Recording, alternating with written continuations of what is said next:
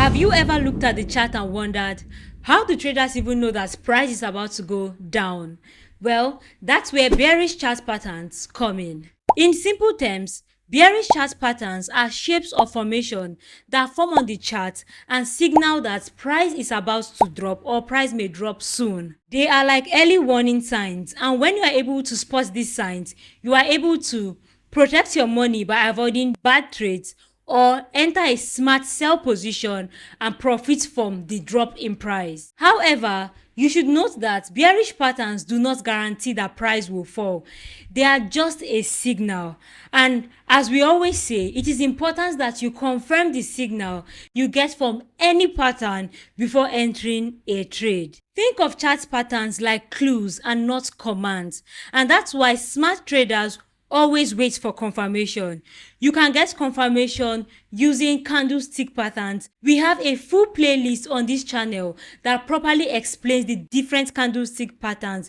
You may find them useful. These candlestick patterns can help you confirm signals that you get from chart patterns. You can also use tools like Fibonacci retracement and indicators like MACD, RSI to confirm the signal you get from chart patterns. We have videos on these different topics on this channel. You may find them helpful. If you are new to Forex trading, you may struggle with identifying patterns as they form on the chart. But don't worry, at first, you will not be perfect. However, by constantly practicing how to identify these patterns, you will be able to finally identify solid patterns and possibly make profits with them. Now let's see the 5 most common bearish candlestick patterns that beginners should know. If you are ready, let's get started. Let's begin with the head and shoulders pattern. Yes, the head and shoulders pattern.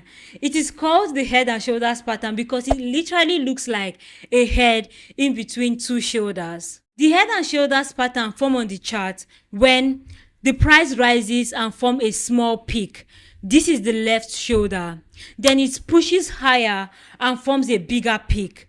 That is the head. And finally, it rises again, but this time it forms a smaller peak. That's the right shoulder. Once the structure is complete, traders draw a neckline by connecting the lowest point between the shoulders and the head. When price breaks below the neckline, it is usually a signal that an uptrend is coming to an end and it is time for a downtrend to begin. The head and shoulders pattern shows a shift in momentum. Buyers pushed the price up 3 times, but each time they got weaker. That gave sellers the opportunity to take control. One thing you should always keep in mind is that you don't want to rush to open a trade once you identify that, yes, this pattern is forming. You want to wait for a clear break of the neckline, a break below the neckline. If possible, you should also wait to see if price will retest the neckline before entering a sell position. To trade the head and shoulder pattern, place a sell, that's a short trade, when price breaks below the neckline. Place your stop loss just above the right shoulder. For take profits, measure the distance from the top of the head to the neckline, then project it downwards from the neckline. The next candlestick pattern we have on our list is the double top pattern. This is a bearish reversal pattern that appears after a strong upward trend. The double top pattern is formed when price hits a high, that's the first top, then pulls back. Then price tries to rise again and hits roughly the same level, that's the second top, but it fails to break higher. Then finally, price drops below the support formed after the first pullback. Since the double top pattern is a bearish reversal pattern, you want to be on the look for it during an uptrend. And to trade the double top pattern, enter a sell trade when price breaks below the support between the two tops. You can place your stop loss above the second top. And for take profits, measure the height between the tops and supports and project it upward. Now let's move on to the rising wedge bearish pattern. The rising wedge pattern forms when price is moving upward, but the move starts to lose strength. The highs are getting higher, but not by much, and the lows are rising too, but again, not very strongly. What you will see on the chart is a narrowing wedge that's pointing upwards, but here's what is really happening behind the scenes. Buyers are pushing, but they are getting tired. Sellers are watching, and as the wedge tightens, they are getting ready to strike. A rising wedge typically forms during an uptrend, and it's a hint that the uptrend is coming to an end and there's a potential downtrend on the way. And once price breaks below the support line, it is a signal that the downtrend has begun. To trade the rising wedge, place a sell position when price breaks below the lower boundary of the wedge. For stop loss, set your stop loss just above the recent high inside the wedge. And for take profit, you can target a take profit by measuring the height of the widest part of the wedge projected downwards from the breakout. The next bearish candlestick on our list is the bearish flag. The bearish flag is one of the easiest bearish continuation patterns to recognize once you know what you are looking out for. The bearish flag forms when price moves slightly upwards or sideways, forming a small channel. That's the flag. And then price drops sharply. That's your flagpole. It looks like price took a pause to breathe before the market continues falling. When you see the bearish flag on the chart, here's what's happening. Sellers made a strong move down. The market paused as some buyers stepped in, hoping for a reversal. But overall sentiment is still bearish, and once the flag breaks to the downside, the drop often continues sharply. Note that the bearish flag forms during a downtrend. So the bearish flag is a bearish continuation pattern. You want to be on the lookout for it during an existing downtrend. So it shows that the market took a pause from the overall downtrend, and after the pause, the market continues to go down. To trade the bearish reversal pattern, enter a sell position when price breaks below the flag's lower boundary. Set your stop loss above the flag's upper boundary. And for take profit, target the length of the flagpole projected downwards from the breakout point. The next candlestick pattern on our list is the descending triangle. The descending triangle is one of the clearest signs of bearish pressure in the market. The descending triangle forms when buyers keep trying to push the price up, but each time they can't get as far.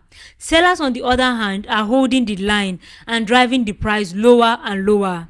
Eventually, price gets squeezed at the tip of the triangle and often breaks below the support line. That's the bearish breakout. So to identify support and resistance when you see a bearish triangle, you want to draw a horizontal line at the top, that's the support, and draw a line connecting the lower highs, that's the resistance. The line is usually sloping downwards. The descending triangle signals that sellers are gaining control, and once the support is broken, there's a strong downward momentum. To trade the descending triangle, enter a sell position when price breaks below the horizontal support line. For your stop loss, place your stop loss just above the recent lower high.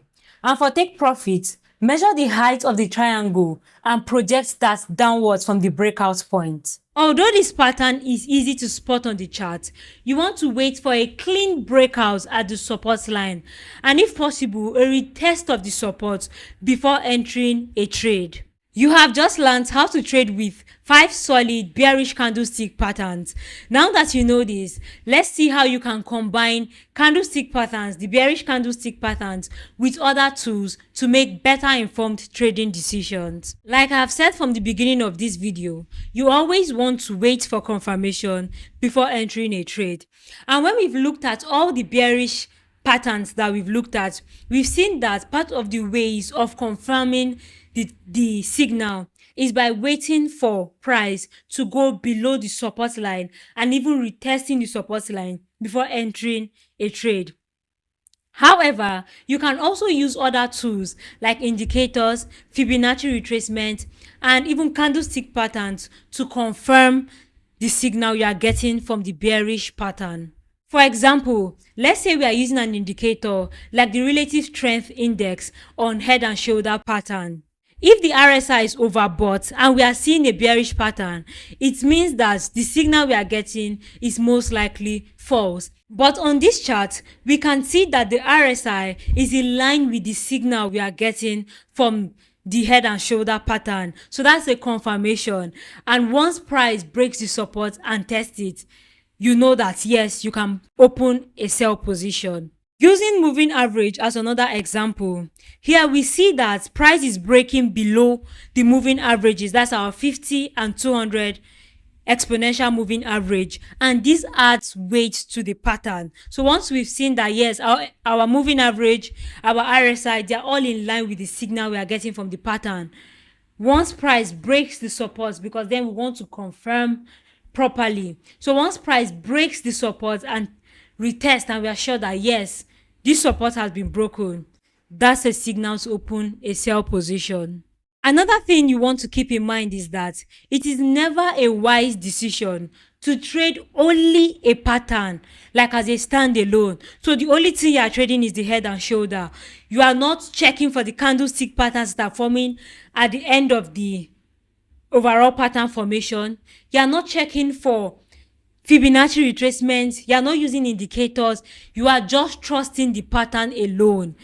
That may be a recipe for disaster. You want to combine the signal you are getting from this pattern with other signals as well. You want to look at the market holistically before making any decision. Like, I hope that makes sense. You can also use tools like support and resistance to combine with whatever pattern you are trading, but just do not trade the pattern alone.